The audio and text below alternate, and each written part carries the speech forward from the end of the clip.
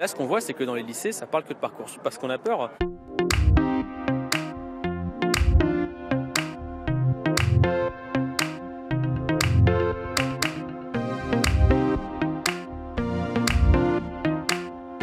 Un premier changement majeur de Parcoursup, ça va être le calendrier. C'est-à-dire que jusqu'à présent, l'an dernier, les candidats, ils pouvaient avoir des propositions d'admission jusqu'à la fin août. Donc ça fait que y a des candidats qui se retrouvaient à attendre tout le mois d'août sans savoir où ils allaient aller. Là, le ministère a décidé que la fin de la procédure Parcoursup, ça serait le 19 juillet. Donc au 19 juillet, les étudiants, ils seront au clair, ils sauront s'ils sont pris dans une formation, dans quelle formation ils sont pris, et puis s'ils sont pas pris, ils auront la fin du mois de juillet et le mois d'août pour trouver une nouvelle affectation. Une deuxième décision, c'est un raccourcissement des délais de réponse. C'est-à-dire que quand on se connecte le premier jour sur Parcoursup, on a un certain nombre de jours pour répondre aux premières propositions qu'on a reçues.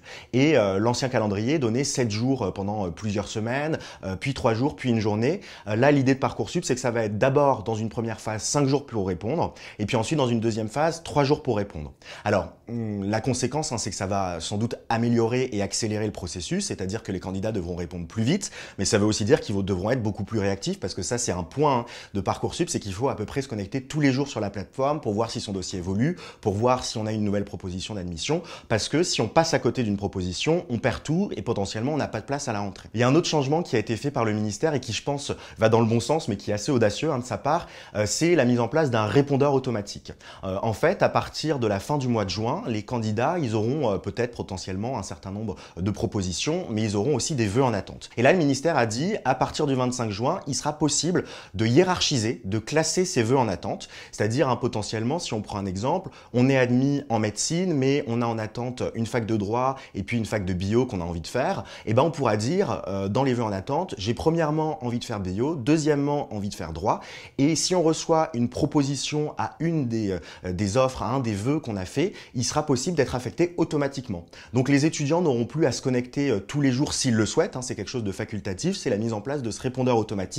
Le but, c'est d'éviter que les étudiants aient à se connecter tous les jours sur Parcoursup. Et l'autre but du ministère, c'est d'éviter aussi que les étudiants, ça a été observé l'an dernier, gardent des vœux en attente pour rien. Et alors, une dernière nouveauté qui a été annoncée là très récemment sur Parcoursup, c'était vraiment la semaine dernière, c'est la mise en place de 3 points d'étape. C'est-à-dire que les candidats, au mois de juin et puis 2 fois au mois de juillet, devront se connecter sur Parcoursup, quelle que soit leur situation, et même s'ils ont mis en place ce répondeur automatique, pour dire un peu où ils en sont. La conséquence, par contre, plus négative, c'est qu'il faudra impérativement que les candidats se connectent à ces 3 moments clés, parce que sinon ils risquent de perdre tous leurs vœux. Et puis il y a eu d'autres annonces qui sont encore plus fraîches, encore plus récentes.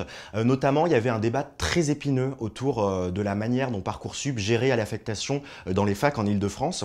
Faut savoir qu'il y avait un critère qui était un critère discriminant sur Parcoursup, qui faisait que quand on était élève de banlieue parisienne, on avait moins de chances qu'un élève parisien d'accéder aux licences à la fac, donc à toutes les filières non sélectives de la fac.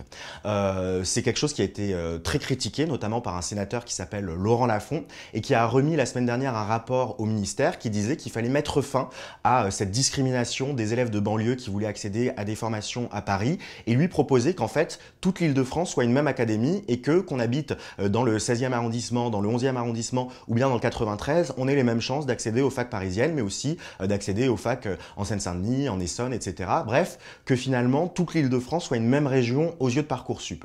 Et ça, le ministère l'a accepté. Donc cette année, il n'y aura plus de discrimination à l'entrée dans les licences en Île-de-France. L'an dernier, sur Parcoursup, il y a des élèves qui étaient classés 300e, 500e sur liste d'attente et qui pensaient qu'ils n'avaient aucune chance. Or, quand les formations appellent les candidats, il leur arrive très régulièrement de descendre bas dans les listes d'attente.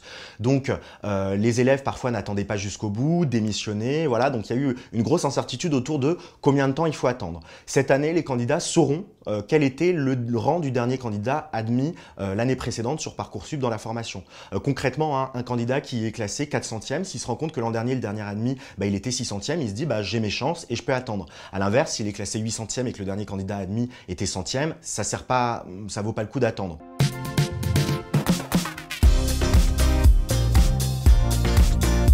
Un autre point, moi, qui est un enjeu crucial, et c'est vraiment quelque chose qu'il faudrait faire, c'est la transparence sur les algorithmes locaux qui sont utilisés par les universités et par les formations sélectives. Il faut que chaque prépa, chaque BTS, chaque DUT, chaque licence dise exactement comment les candidats sont triés.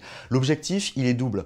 Ça permet de lutter contre un sentiment qu'ont parfois certains candidats, que peut-être que les critères sont opaques, qu'il y a des discriminations. Je pense que ça n'est pas le cas, mais ça permettrait de faire la lumière là-dessus. Et puis ça permettrait aux candidats aussi de savoir s'ils ont leur chance d'être admis ou pas. Et puis un autre point, là je pense que c'est plus de la vigilance qu'il faut avoir. Avec Parcoursup, le ministère a annoncé la création d'une plateforme qui s'appelle Orisup. Et Orisup, en fait, c'est une plateforme, une grosse base de données qui va recueillir pendant 15 ans toutes les données des étudiants, donc les données sociales, les données démographiques, géographiques, les notes, les résultats, etc. Pendant 15 ans, dans une grosse boîte noire, au ministère, les données de tous les candidats qui seront passés par Parcoursup vont être retenues. Et là, ça a été même pas annoncé très officiellement. Moi, je l'ai découvert un peu par hasard en lisant un rapport fait par un comité qui travaille au ministère. Il y a un gros point de vigilance. Il faudrait peut-être plus d'explications sur le fonctionnement, plus de pédagogie.